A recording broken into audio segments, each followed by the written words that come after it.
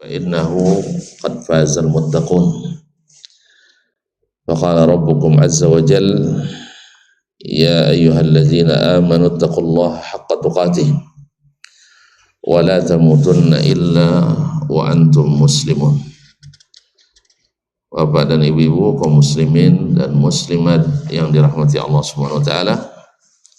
Alhamdulillah, subuh ini Allah masih mengizinkan kita untuk menikmati kehidupan ini. Mudah-mudahan senantiasa dalam ketaatan kepadanya dan dijauhkan dari kemaksiatan yang menjauhkan kita darinya. Hadir kita di subuh ini di tempat yang memuliakan ini, di Musalla Al-Hasanah, Marsan Sejahtera. Kita berkumpul melaksanakan satu kebutuhan pokok kita, yaitu salat subuh berjamaah, kemudian melanjutkan kajian rutin kita, yaitu kitab Syarhu I'tiqadi Ahlussunnah oleh Al-Imam Abu Bakar Al-Ismaili 277 sampai 375 atau 371, yang mensyarah kitab atau yang menjelaskan bagaimana i'tiqad, keyakinan ahlu sunnah. Mudah-mudahan Allah menerima salat kita, mengabulkan doa, harapan dan pinta kita, dan memudahkan kita memahami serta meyakini dan mengikuti. Rabbi shrah li sadri wa yassir li amri wahlul 'uqdatam min lisani yafqahu qawli. Salawat dan salam kepada baginda Nabi alaihi salatu wassalam. Mudah-mudahan salawat itu menambah kebaikan bagi kita dengan mendapatkan ampunan dan rahmat dari Rabb kita, dan di akhirat mudah-mudahan kita mendapatkan syafaat dari Nabi kita. Amin, amin ya rabbal alamin. Ma'asyar kiram, kemudian Syekh melanjutkan setelah pembahasan sebelum ini tentang Allah Subhanahu wa taala memiliki tangan. Jadi pembahasannya kayaknya jawaban juga terhadap apa yang dibicarakan orang pada hari ini. Banyak golongan-golongan yang menyesatkan, tidak mengikuti Al-Quran dan Sunnah, tetapi mengikuti pemikiran dan hawa. Karena menurut mereka logika dan retorika harus di muka, sedangkan Al-Quran dan Sunnah menjadi pengikut setia. Kalau kita Ahlu Sunnah menyatakan bahwa Al-Quran dan Sunnah harus di depan, selalu di depan. Akal dan logika karena terbatas dan berjangka, maka dia harus patuh pada Al-Quran dan Sunnah. Disinilah terjadinya persimpangan jalan itu. Kita belok kanan atau tetap lurus, mereka belok kiri atau U-turn ke belakang. Tentu tidak bisa bertemu. Awak meyakini Allah begini, mereka meyakini Allah begitu. Kita meyakini seperti yang disebutkan dan diriwayatkan dalam riwayat yang sahih. Mereka meyakini apa yang dipikirkan oleh para pendahulu mereka, yang notabene cara berpikirnya mengikut cara berpikir orang-orang Yunani kuno. Kalau Yunani modern, Yunani kuno pula, ya, masa-masa pemikiran Aristoteles, pemikiran Socrates, Plato dan sebagainya. Ya, kalau mau tahu, Ar-Razi sendiri mengatakan Aristoteles sebagai al-imamul a'zam. Al-imam, apa arti imam a'zam? Imam besar. Ya, atau gimana pula dia mengatakan dia imam besar? Di Asasut Taqdis dia sampaikan itu. Berarti dia ngaku bahwa cara berpikirnya mengikut cara berpikir Yunani kuno. Dan itulah beliaulah yang banyak merusak pemahaman Asy'ariyah dan Maturidiyah, dan itu pula yang diwarisi oleh Asy'ariyah zaman sekarang. Ya, kalau mereka mewarisi Imam Abul Hasan Al-Asy'ari, alhamdulillah karena beliau kembali. Tapi mereka tidak mengakui Abul Hasan Al-Asy'ari kembali. Lalu kita katakan kalau memang tidak dia kembali, selamat tinggal Bang Abul Hasan Al-Asy'ari. Sah? Ya, kami tetap kalau abang tak kembali ke Al-Quran dan Sunnah mengikuti as-salafus salih, kami ucapkan selamat tinggal. Tidak ada imam kalian, alhamdulillah bersama kami banyak para a'immah. Sah? Mau tahu? Ikuti kajian Aqidatus Salaf wa Ashabil Hadis tentang alamatu ahli sunnah. Biar tidak terlalu panjang di sini nanti. Ini panjang juga nanti tuh. Ma'asyiral kiram. Sekarang yang juga sering menjadi trending topik pembicaraan akidah pada hari ini, ya dibahas di sebelah, tentu sebelah membahas juga, itu kan? Sama-sama bahas lah. Nah, di situ akan terang nanti mana yang ikut Al-Quran, mana yang ikut pikiran. Nah, kita mulai. Siap? Alhamdulillah, Masya Allah. Qala al-muallif rahimahullah. Berkata Imam al-muallif penulis itu Syekh Abu Bakar Al-Ismaili, wafat 371. Wa annahu azza wa jal, ini ataf kepada perkataan beliau sebelumnya bahwa Allah Subhanahu wa taala memiliki ini dan itu.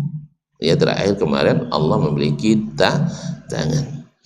Kemudian beliau juga mengatakan wa annahu azza wa jalla, di antara yang diyakini oleh ahlus sunnati wal jamaah. Sesuai judul kitabnya, di antara yang diyakini oleh ahlus sunnah wal jamaah, annahu azza wa jalla, bahwa Allah azza wa jalla istawa 'alal arsy, bahwa sesungguhnya Allah itu istawa 'alal arsy, yaitu istiwa di atas arsy. Dia mengutip firman Allah SWT dalam surat Al-A'raf ayat 54, bila kaif, tanpa menyebutkan bagaimananya, seperti apanya. Berarti yang kita ketahui bahwa Allah adalah di atas arsy. Lalu seperti apa dia? Kalau nak tahu seperti apanya, ayo kita kunjungan ke arsy. Itu pun belum tentu kita akan mengetahui kaifiatnya. Apa sebab? Karena kita tidak dapat melihat Allah Subhanahu wa ta'ala. Kita tidak bisa melihat Allah Subhanahu wa ta'ala. Jadi adapun SPPD antum nanti ke arsy,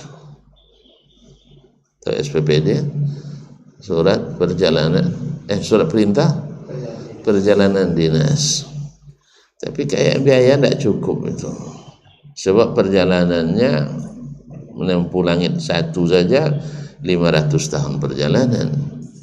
Umur SPPD berapa hari bang? Jadi kayaknya mustahil antum akan bisa melaksanakan penelitian, karena menurut teori ilmu filsafat yang menjadi dasar berpikir ilmu kalam, bahwa segala sesuatu mesti diragukan sampai dibuat penelitian. Betul, betul itu dasarnya. Yang pernah belajar filsafat angkat tangan lah. Hah? Tidak pernah belajar? Alhamdulillah, beruntung tuh tidak pernah belajar. Karena awalnya ragu, ujungnya bimbang. Awalnya ragu, ujungnya bimbang.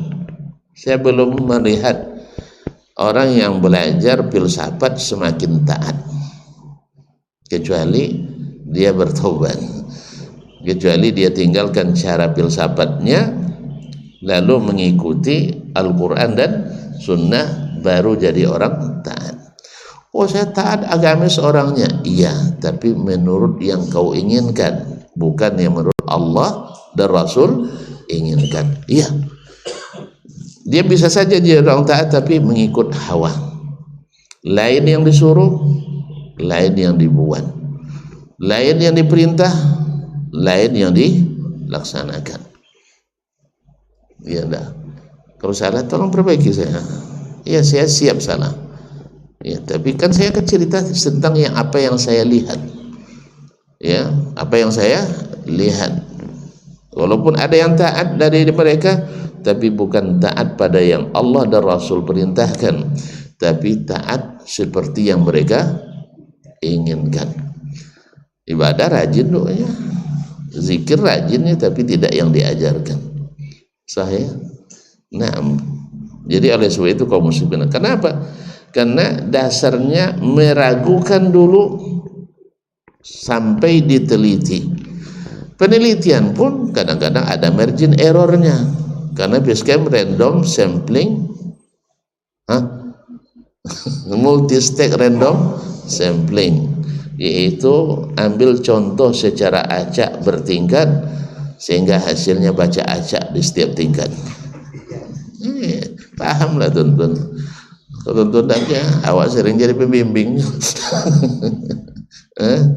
Yang pakai kuantitatif dan kualitatif, ya, paham saya. Paham, sebab saya sudah membandingkan antara metodologi ahli hadis yang menganut istiqra' tam, yaitu tidak multi stage random sampling. Kalau meneliti hadis, memang semua hadis itu harus dihadirkan, semua sanad dan jalannya harus diteliti, tidak bisa diambil sebagian-sebagian. Ya, itu metodenya. Tapi ada yang luput, pasti ada. Ya, kalau kita, tapi kayaknya kalau Imam Bukhari kayaknya enggak, kayaknya ya. Ya, kalaupun ada, itu bisa dibuktikan dan bisa diadu data. Bisa diadu data. Kalau ada yang mengatakan Bukhari kan juga manusia, iyalah manusia, Anda juga manusia.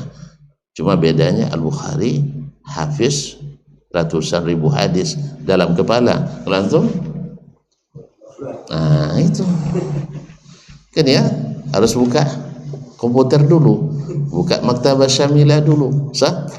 Ya, jadi beda memang manusia, sama-sama manusia. Sama juga ketika para pengingkar Nabi dulu mengingkari Nabi, in anta illa basyarum mithluna, kamu ini kan hanya manusia seperti kami juga. Sahih? Ya betul, para rasul itu menjawab, wa qalat rusuluhum innahnu illa basyarum mithlukum, benar, kami hanya manusia biasa seperti kalian, walakinnallaha yamunnu ala man yasha'u min ibadihi, cuman Allah memberi kelebihan kepada siapa yang dikehendaki di antara hamba-hambanya. Pembeda di antara kita, kalian dapat wangsit, kalau kami dapat kalau selain Nabi dapat wangsit. Wangsit dari apa? Dari jin dan syaitan. Kalau Nabi dapat wahyu dari siapa? Dari Allah. Tentu beda. Makanya saya tahu apa yang Allah ajarkan, kalian tidak tahu. Itu aja bedanya. Oleh sebab itu pengetahuan kita berbeda, sehingga kaji pun karena pengetahuan kita beda, kaji pun beda. Walaupun sama-sama Pak Haji, kan mohon maaf ya, saya sering mengulang ini, mudah-mudahan tidak ada yang tersinggung. Dulu pengurus Masjidil Haram Pak Haji. Nggak salah saya? Hah? Kepada nengok begitu sih? Salah bilang aja, Ustaz salah, saya siap salah. Dulu pengurus Masjidil Haram di saat Nabi dilarang berdakwah di situ, siapa pengurusnya? Pak Haji. Haji siapa?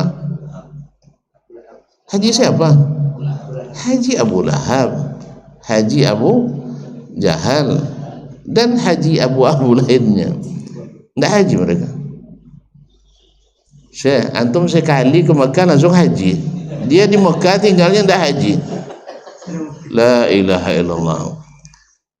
Di zaman jahiliyah ada haji. Di zaman jahiliyah ada orang pergi haji. Inna lillahi wa inna ilaihi raji'un. Orang Marsan ya belum. Nah, tapi syariat haji sudah ada atau belum? Bacalah sejarah. Di masa jahiliyah itu orang sangat menghormati bulan haji, sampai-sampai mereka tidak boleh umrah di bulan haji. Jadi bulan haji hanya untuk haji. Awak pergi haji ulang umrah tak boleh ulang pula tu. Asalnya haji dilaksanakan satu kali pergi, tidak boleh umrah bersamaan. Habis itu kalau nak umrah pergi pula sekali lagi, nak umrah lagi pergi lagi. Begitulah dulu pada asalnya. Jelas? Lalu Allah berikan keringanan pada umat ini. Ketika Nabi haji wada, disyariatkanlah boleh umrah di bulan haji. Makanya banyak sahabat ketika disuruh tahallul oleh Nabi tidak mau, sebab keyakinan lama masih ada bahwa umrah di musim haji adalah dosa besar. Nggak tahu ya? Nggak tahu ya sebelumnya? Itulah pentingnya kita ngaji. Nah, itu pentingnya ngaji. Dulu mereka berkeyakinan umrah di bulan haji termasuk dosa angkarul munkarat. Jadi hanya boleh satu aja.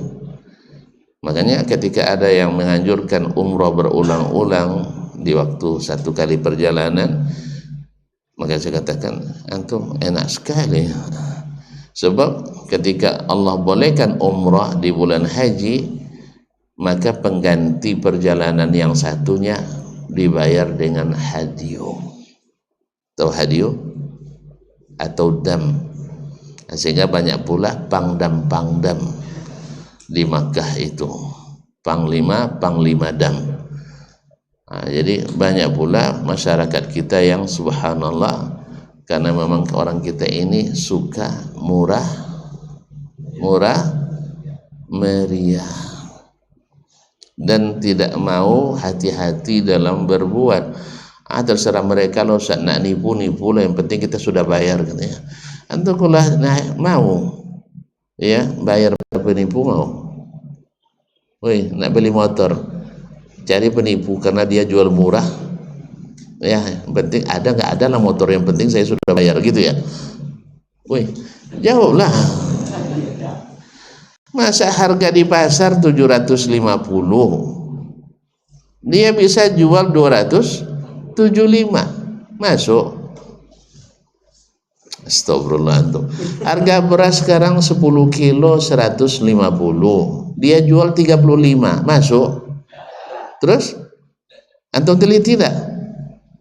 Nah, yang penting pokoknya asal beras lah Ustaz, beras plastik lah. Nggak mau kita, ikhwan. Gitu aja sudah, apalagi sudah terbukti banyak sekali. Yang kedua, dilaksanakan bukan pada waktunya. Kembali ke yang tadi ya, gara-gara Pak Haji ini. Gara-gara Pak Haji. Jadi mereka semuanya sudah haji.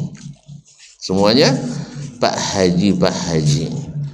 Cuman kenapa mereka melarang Nabi mengaji? Wih, kenapa mereka melarang Nabi Muhammad SAW mengaji?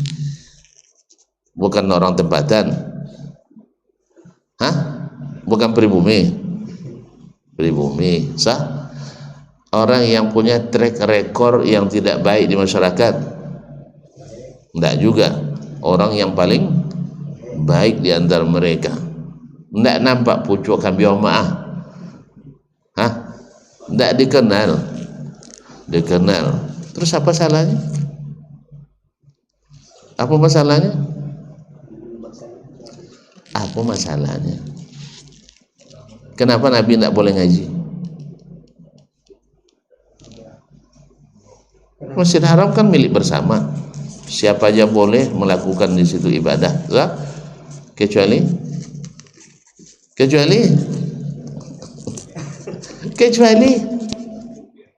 la ilaha illallah. Nabi ketika berdakwah boleh atau tidak di situ? Kenapa tidak boleh? Hah? Kenapa tidak boleh? Kan Masjidil Haram milik bersama. Semua golongan boleh beribadah di situ. Sahih? Taib. Kenapa Nabi tidak boleh? Hah? Karena Nabi beda kaji. Beda kaji. Kenapa berbeda? Kenapa berbeda? Subhanallah, kan tidak masuk kaji ini nampaknya. Beda, satu sumbernya wahyu. Siapa yang bawa wahyu? Nabi alaihi salatu wasallam. Yang satu sumbernya tradisi turun temurun. Sesuai? Tetap beda. Temurun dasarnya adalah pikiran, kemudian perasaan, kemudian pengalaman, hasil olah pikiran. Sehingga segala sesuatu yang menurut pikiran bagus masuk sebagai syariat. Jadi kalau seandainya nanti ada judi, bagus menurut pikiran orang tuh nanti jadilah judi syariat. Kalau sempat nanti ya yang muftinya suka berdansa, maka nanti lahirlah dansa syariat. Paham sih? Kan bisa disyariatkan itu. Biasanya yang perempuannya tak pakai jilbab, sekarang dibalut jilbab. Dulu kan kainnya sepinggang, sekarang sampai ke pergelangan kaki, tapi seperti kaos kaki. Jangan dibayangkan bedi. Akhirnya jadi dansa syariat. Dansa syariat. Dasarnya apa? Pikiran dan perasaan. Tentu lupa kemarin ketika itu maksudnya panjang cerita saya jadinya. Ketika orang nak mengundang seorang tokoh maksiat dunia beberapa tahun yang lalu lah. Bapak belum di sini waktu itu. Saya juga belum pulang. Ya, tahu tokoh maksiat dunia. Saya tak mau nyebut namanya. Jadi Bapak kira pula saya kenal sama dia. Yang jelas mau diundang ke Indonesia waktu itu. Ada seorang kiai bilang, ya, tidak perlu khawatir, karena umat Islam Indonesia ini sudah terlatih, tak akan berkurang imannya gara-gara melihat itu tokoh lesbian dunia. Mau tahu juga namanya? Nggak usah lah. Nah, akhirnya Kiai Haji mendukung acara itu. Karena apa? Menurut pikirannya, warga yang dibawa pimpinannya sudah kebal dengan godaan setan. Jadi tidak akan tergoda dengan setan yang ini. Karena setan selama ini sudah biasa. Karena di Indonesia banyak film setan. Jadi sudah biasa. Coba bayangkan, dari mana ilmunya? Pikiran. Pikiran. Tapi kalau berdasarkan wahyu, boleh tidak kita mendatangkan orang seperti itu? Wala taqrabul fawahisha ma dhahara minha wa ma batan. Jangan kamu dekati segala bentuk kekejian. Weh, keji tak perbuatan itu? Ustaz, seriuslah. Keji apa tidak? Keji sekali. Lalu kita beri dia pentas. Kita jual karcis, hadirkan orang ramai. Bagus enggak? Menurut Kiai bagus.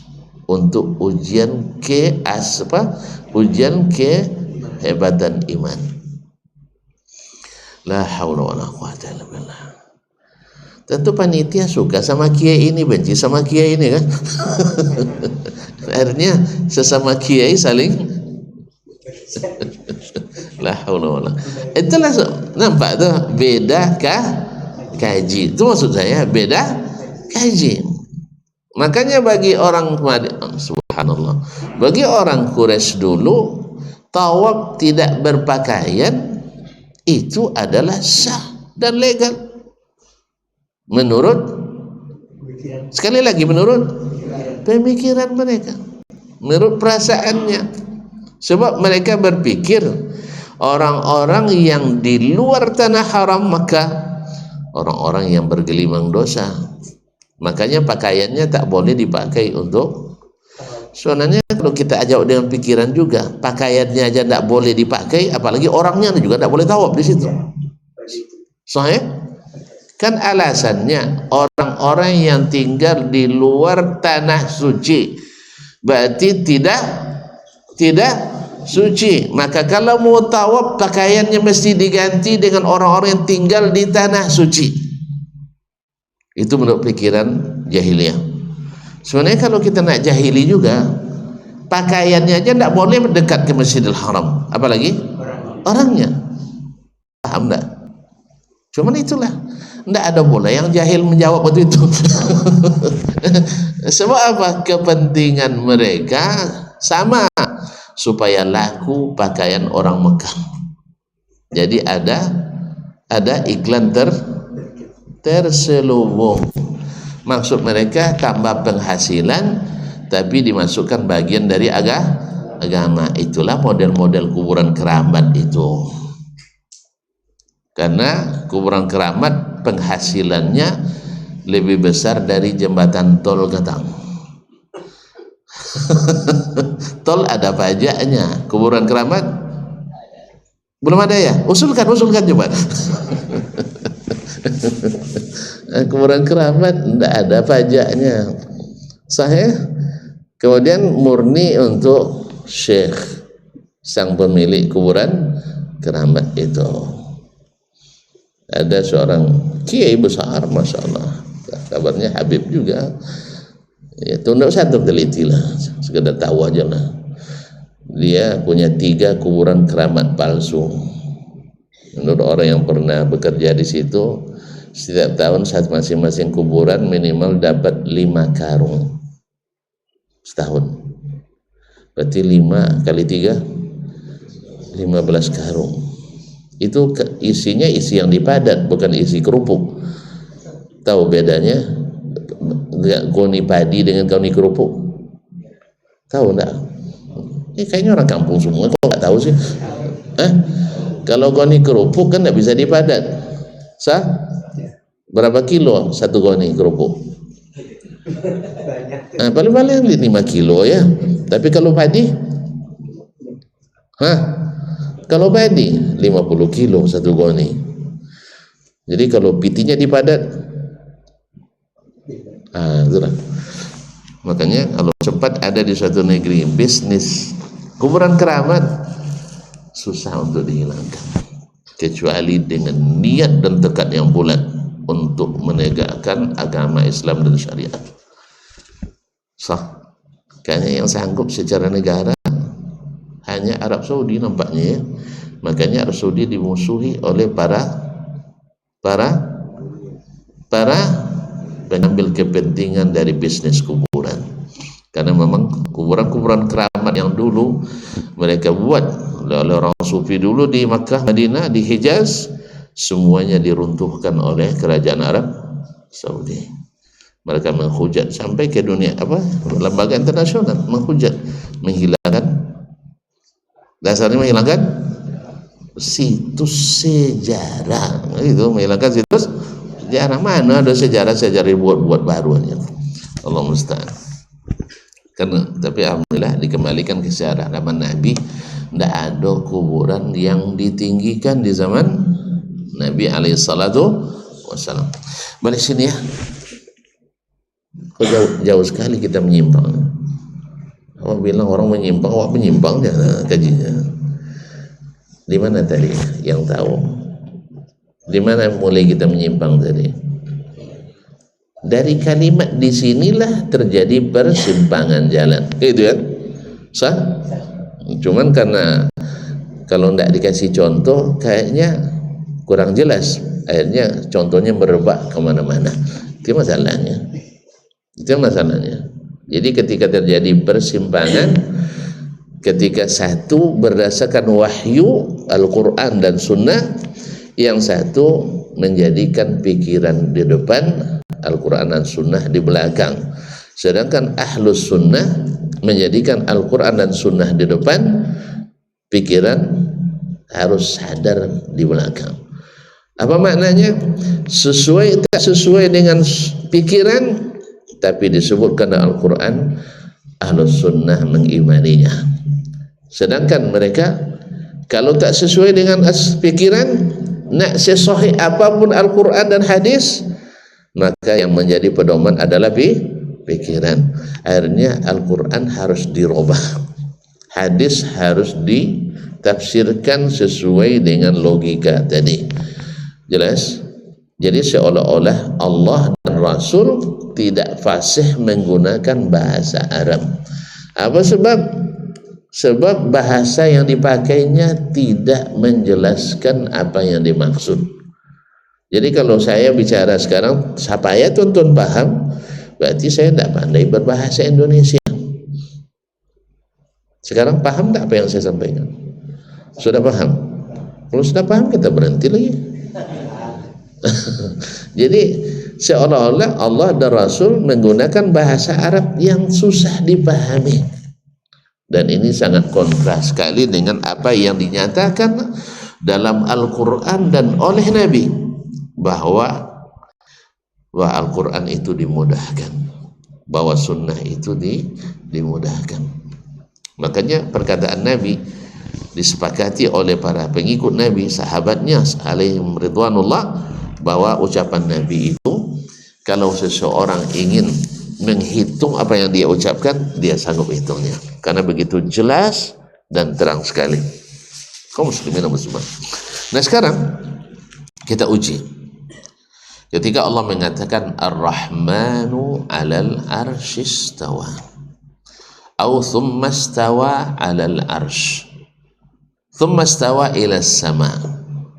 Kalimat istawa jelas tidak maknanya? Jelas. Apa makna istawa? Apa makna istawa? Tinggi, di atas. Tinggi, di atas. Sahih? Karena kalimat ala membatasi makna. Kalimat ala, istawa ala, itu membatasi maknanya.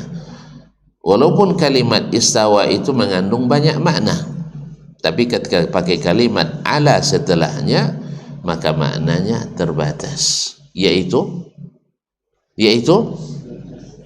tinggi di atas, tinggi dan di atas. Dah, berarti istawa ala arsh, berarti Allah di atas arsh. Allah istawa, tinggi di atas arsh. Jelas? Jelas? Ada makna yang tidak jelas ini. Hah? Sama ketika saya katakan langit di atas bumi, jelas tidak? Jelas. As-samawat fawqal ard, langit di atas bumi. Ada yang tidak jelas? Terang apa tidak? Terang sekali. Ketika itu terang, maka sahabat tidak bertanya lagi makna Ar-Rahmanu 'alal arsyis tawa. Makanya ketika ditanyakan kepada sebagian ulama as-salaf apa makna Ar-Rahmanu 'alal arsyis tawa, mereka katakan tilawatuha tafsiruha, membacanya itu sudah tafsirnya. Berarti kalau dibaca sudah menjadi tafsir, berarti tidak perlu lagi ditafsir. Tapi kalau masih perlu ditafsir, berarti belum jelas. Oleh sebab itu, tidak diriwayatkan dari jalan yang sahih sampai pada kita satupun sahabat yang bertanya atau mempertanyakan makna itu. Pertanyaannya, mereka diam karena pahamkah atau diam tidak paham? Serius ini? Hah? Iya, berarti mereka paham tidak? Kalau ada yang berani bilang tidak paham, tunjuk tangan. Ya, kita pelasa sekarang. Ya. Ya, masa mereka sejak dari kandungan ibunya udah bahasa Arab, menyusu pakai bahasa Arab. Tidak paham ini. Lebih paham pula awak yang sudah SMP baru masuk, mulai belajar kaidah bahasa Arab. Bukan bahasa Arab, kaidah bahasa Arab. Saya katakan, kami di pondok belajar bahasa Arab, yang dipelajari adalah gramarnya, tata bahasa. Makanya kebanyakan pondok tidak melahirkan orang yang pandai berbahasa Arab. Sama bahasa Inggris di negeri kita ini pada umumnya belajarkan grammar, tenses. Tapi memang hebat dia di situ. Kalah pula orang Inggris. Iya, kalah dia kalau belajar tenses, menang kita. Tapi kalau bahasa Inggris, weh, setiap kita bercakap orang tu minta diulang. Setiap kita yang bercakap orang tu minta diulang. Tak paham dia. Paham tak? Kalau orang tu bicara kita boleh paham karena ada kamus, sah? Tapi ketika kita yang bicara, orang tu minta diulang berkali-kali. Punya cukup. Ulang lagi sekali lagi. Sama juga orang Arab. Ketika dia dengar orang Indonesia, di sini nih ada ke depan perbatasan sedikit ada masjid. Kalau khutbah pakai bahasa Arab, sehinggalah orang Arab. Setelah selesai Jumat, apa isi khutbah tadi man katanya? Tidak paham orang Arab karena yang berbahasa Arab tidak pandai yang khutbah tidak pandai bahasa Arab. Walaupun paham kaidah bahasa Arab. Jadi masa orang yang sejak nyusunya bahasa Arab tidak paham, awak yang masuk pondok lebih paham? Ini mustahil. Jadi mereka diam karena paham. Itulah keyakinan mereka, dan itulah yang diriwayatkan dari mereka. Lalu sebagian bikin subuhat, bukankah ada takwil terhadap sebagian ayat? Takwil terhadap sebagian bukan maknanya takwil pada semuanya. Kemudian takwil yang dilakukan oleh sahabat ada takwil yang benar, bukan sembarang takwil. Kalau takwil yang dilakukan oleh ahli kalam, enggak. Istawa maknanya bukan istawa di atas, tapi maknanya istawla. Dalilnya bukan Al-Quran, tapi syair orang Nasrani. Istawa bishrun alal iraqi min ghairi qatlin walada min mihraqi. Si Bishr menguasai Irak tanpa perang dan tanpa pertumpahan darah. Jadi istawa adalah dengan mana di situ istaula. Namanya adalah istaula. Tayyib. Oke, kita terima makna di antara makna istawa adalah istaula. Tapi paham enggak bahwa istaula itu maknanya menguasai sesuatu yang sebelumnya tidak dikuasai. Jadi Arsy sebelumnya dikuasai oleh siapa? Hah? Makanya makna ini tidak perlu kita angkat, bukan kita nggak tahu. Ini sebagian, dah semua tidak paham bahasa Arab katanya, masya Allah, mantap ya. Tidak paham bahasa Arab. Sebab kita tidak sebutkan makna ini. Bukan tidak paham makna ini, pada asalnya sudah tereliminasi. Kalau saya masih diumumkan lagi namanya, peserta yang sudah tereliminasi masih diumumkan juga. Peserta berikutnya yang sudah didiskualifikasi. Karena kalimat menguasai sesuatu setelah sebelumnya tidak dikuasai, masuk pada Allah SWT? Nah, masuk. Makanya ulang kembali bahasa Arab ya, belajar bahasa Arab, jangan bahasa naus Arab aja. Nah, belajar lagi bahasa Arab, karena naus Arab lain, bahasa Arab bidang lain. Bisa saja orang pandai bahasa Arab tapi tidak pandai qawaid, bisa. Bisa saja orang pandai kaidah bahasa Arab tapi tidak pandai bahasa Arab, bisa. Dan lebih bisa lagi kalau dua-duanya tidak pandai. Qawaid tidak pandai, bahasa juga tidak pandai. Habis itu tidak pandai-pandai pula. Allah musta'an. Jadi kaum muslimin dan muslimat, di antara makna istawa bisa saja dengan makna istaqama, lurus setelah sebelumnya bengkok. Itu mau digunakan untuk Allah Ta'ala? Hah? Tidak boleh juga. Atau jalannya mulus setelah sebelumnya berlubang-lubang, masuk?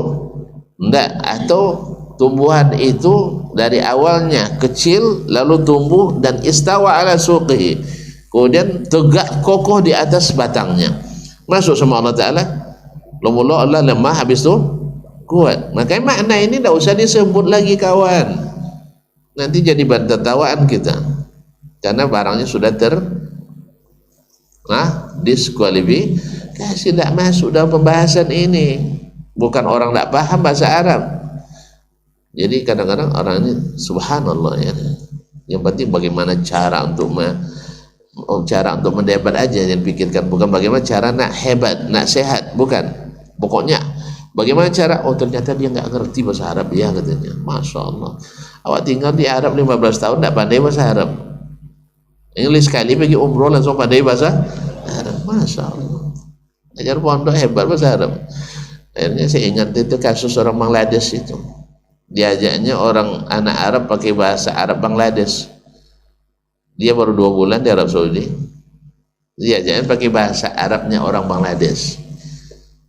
Paham Arab? Kayak bahasa Arabnya roju, lebih kurang gitu ya. Macam tadi saya bilang, khutbah pakai bahasa Arab tapi tidak bisa dipahami oleh orang Arab.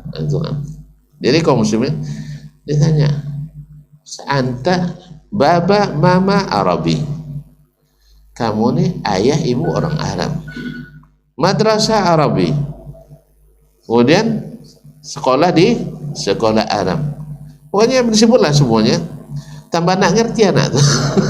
Mafi maklum Arabi, tidak pandai bahasa Arab. Anak isnin syahar, saya baru 2 bulan di sini, alatul maklum Arabi, langsung paham bahasa Arab. Itulah model 2 bulan langsung paham bahasa Arab, menganakan anak orang Arab, jadi orang Arab tidak pandai bahasa Arab jadinya. Qala haula wala quwwata illa billah. Jadi kaum muslimin dan muslimat yang dirahmati Allah, jadi istawa 'alal arsy, na'am, adalah maknanya adalah ala wartafa. Orang yang mau, orang yang menerima wahyu langsung mengimani, karena wahyu tidak perlu lagi dipikirkan, tidak perlu lagi dikomparasikan dengan retorika dan logika. Itulah metode berimannya dulu Abu Bakar Siddiq. Ketika diajak adu logika oleh Abu Jahal, mau Abu Bakar? Hah? Terpengaruh? Tidak. Kan kata Abu Jahal, kan pengalaman kita selama ini. Kemudian logika, masuk tidak logika? Kita ke Baitul Maqdis sebulan pergi, sebulan pulang. Kan sering kita lakukan. Iya, kata Abu Bakar. Terus masuk akal enggak? Masuk akal enggak? Ada orang malam tadi berangkat setelah Isya, sebelum subuh dah ada lagi di sini. Apa kata Abu Bakar? Ini siapa yang ngomong? Ya, dalam pikiran Abu Bakar barangkali kalau kamu ngomong ya enggak saya. Dia bilang tuh temanmu. Siapa? Muhammad sallallahu. Abu Bakar paham. Ini orang tidak sama dengan yang lain. Kalau dia ngomong faqad sadaqah, pasti benar. Buang tuh logika kamu tuh, buang retorika kamu tuh, buang cara berpikirmu itu. Sebab apa? Sebab ini tidak sama dengan kita. Maka ketika kita katakan kalau Allah di atas, siapa yang beritahu? Allah. Ada seorang ulama di abad ke-7 dulu, ada seorang ulama yang dekat dengan penguasa, maksa dia. Apa katanya? Kamu yang bilang Allah di atas, katanya. Enggak, katanya. Saya tidak pernah ke atas. Tapi yang bilang di atas, dia yang maha di atas. Dan Rasulnya yang pernah ke atas, dia juga yang bilang Allah di atas. Jibril yang bolak-balik bawa atas atau atas bawah? Hah? Biasanya bawa atas, kan pulang pergi orang Indonesia. Dari atas bawah. Makanya bawa atas. Jibril sering ke atas. Jibril ada play pakai hatinya. Orang hati rumah. Orang atas. Juga mengatakan Allah di atas. Sepakat semua yang pernah ke atas mengatakan Allah di atas. Tiba-tiba orang yang tak pernah pergi ke atas mengingkari Allah di atas. Kalau pakai teori penelitian kualitatif tadi, harus sampai ke objek penelitian. Siapa yang sampai? Jibril. Kemudian Nabi. Kemudian Allah sendiri yang menyampaikan. Dia di atas. Kalau penelitian datang yang dari maha teliti seperti ini, lalu datang orang mengingkari, mana yang benar? Ya Allah ya Rabbi. Kalau ada orang cerita tentang Arab Saudi, begini-begini, lalu datang saya yang lama tinggal di Arab Saudi, tidak sama dengan dia katakan, mana yang tuan-tuan terima? Ya Allah ya Rabbi. Orang itu juga, dia tidak pernah ke Arab Saudi. Dibilangnya di Saudi banyak zombie. Saya yang tinggal 15 tahun di sana, tidak pernah nengok zombie. Yang benar yang mana? Ragu dengan saya Bapak ya, fanatik sama beliau nampaknya. Saya yang hidup di sana tidak pernah menyaksikan, kecuali saya pendusta. Nah, kalau saya pendusta, wala karamah. Jelas? Berarti kalau ada yang mengatakan seperti itu, berarti dia memfitnah. Kalau ada orang yang belajar di luar mengatakan orang Arab Saudi tidak bisa berbeda pendapat, tidak bermazhab, misal saya tinggal di sana 15 tahun belajar, saya bilang bukan anti mazhab, bahkan belajar semua mazhab. Justru yang mengatakan itu yang bermazhab anti dengan mazhab lain. Buktinya apa? Kalau tidak bermazhab ini tidak ahlu sunnah. Ini menimbulkan perpecahan ini. Kalau di Indonesia tidak bermazhab Syafi'i, berkepekan Ahlus Sunnah, ini memecah belah umat ini. Yang benar adalah mazhab apapun boleh hidup di negeri ini. Sahih? Oh kacau umat nanti, antum sendiri yang kacau. Sah? Orang di Makkah Madinah, orang ramai dari berbagai negara. Ada yang beribadahnya menurut mazhab Syafi'i, ada menurut mazhab Hambali. Kacau. Di Masjidil Haram sendiri ada yang sholat begini, ada yang sholat begini, ada yang sholat begini, ada yang sholat begini. Kacau? Tidak ada yang kacau. Kenapa kok di sini kok jadi kacau? Karena pikiran kita di sini mungkin kacau, itu masalahnya.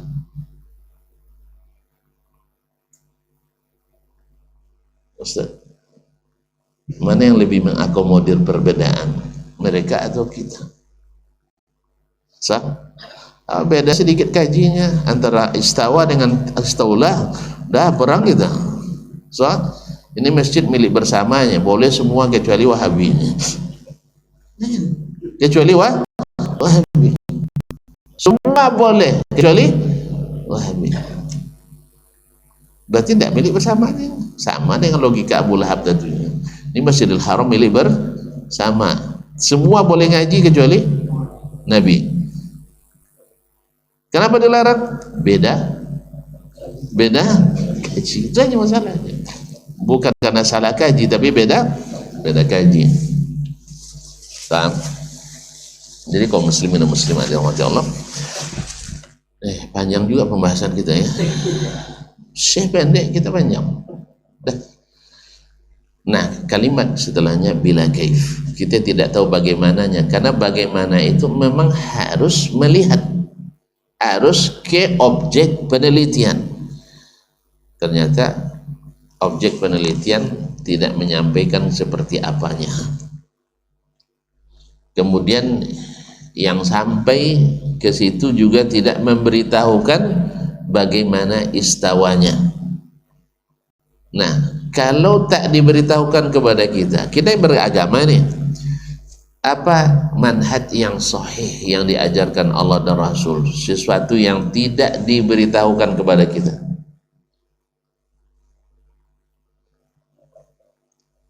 Gitu. Terpaksa panjang ngaji nampaknya. Kalau Allah tidak sebutkan, tidak usah ditanya-tanya, tidak usah dibahas-bahas, kan gitu kan? Wa masakata anhu fahiya afiyah. Yang tidak disebutkan dalam Al-Quran dan Sunnah, tidak usah diungkit-ungkit, berarti tidak perlu diketahui. Makanya ketika ada yang nanya ke Nabi, kapan kiamat? Nabi tidak jawab, tidak perlu kamu tahu. Sahih? Kan itu, akhbirni anis sa'ah, kata Jibril. Nabi tidak jawab, sebab tidak perlu mengetahui itu. Makanya kalau ada yang memfokuskan ngaji tentang besok terjadi kiamat, Ramadan ini, tinggalkan itu, kaji yang seperti itu. Buang-buang waktu. Tapi kalau mengaji yang disebutkan oleh Nabi tentang tanda-tanda kiamat, ini yang sudah terjadi. Tapi kalau sudah dipakaikan, maksudnya akan terjadi ini, berarti tahun ini, itu enggak ada.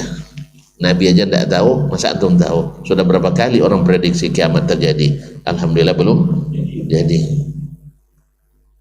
Ini kita nih suka cerita aneh-aneh, itu masalahnya. Makanya hadis palsu itu banyak laku gara-gara kita suka yang aneh-aneh. Jelas. Berita dari Allah jelas, dari Nabi jelas. Kemudian dia tidak memberitahukan kepada kita seperti apanya. Kalau tidak diketahui seperti apanya, bukan berarti tidak ada. Sah? Bukan berarti tidak ada. Misalnya tiba-tiba terjadi pergantian pemimpin politik di negara tertentu, kita nggak tahu prosesnya, tapi beritanya sampai ke kita. Antum harus tahu juga semuanya. Siapa tim suksesnya, tanggal berapa pemilihannya, kan tidak perlu bagi antum. Sah? Perlu?